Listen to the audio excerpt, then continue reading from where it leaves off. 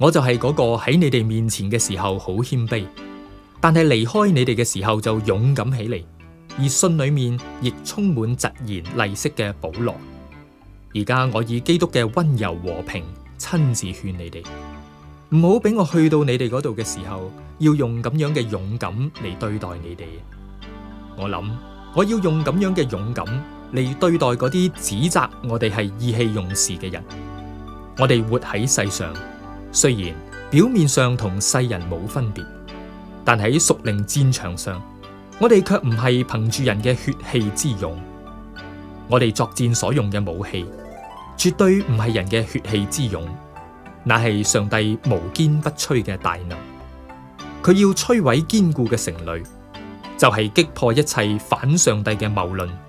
同埋使人驕傲、唔認識上帝嘅學問。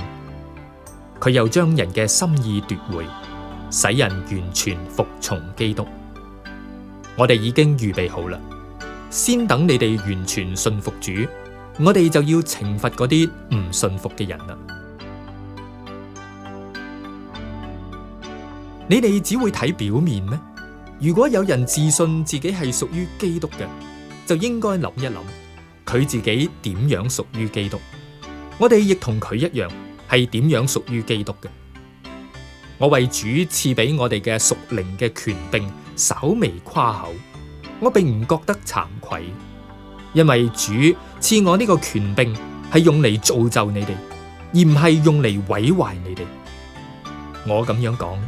係希望你哋唔好以為我寫嗰啲信係要威嚇你哋，因為你哋有人話佢嘅語氣係又重又厲害，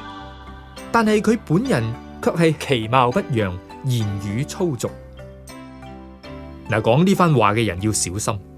我哋喺信裏面點樣寫，見面嘅時候亦一定點樣做。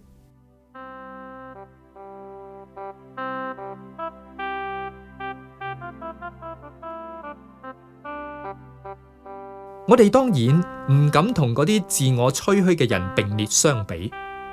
佢哋只會以自己嘅尺度嚟衡量自己，以自己嚟比較自己，咁樣實在係極唔明智嘅舉動。相反，我哋絕對唔會誇耀嗰啲喺我哋範圍以外嘅嘢，而係按神為我哋所定下嘅範圍嚟誇口。你哋就係包括喺呢啲範圍之內。雖然有人認為我哋嘅範圍並唔包括你哋在內，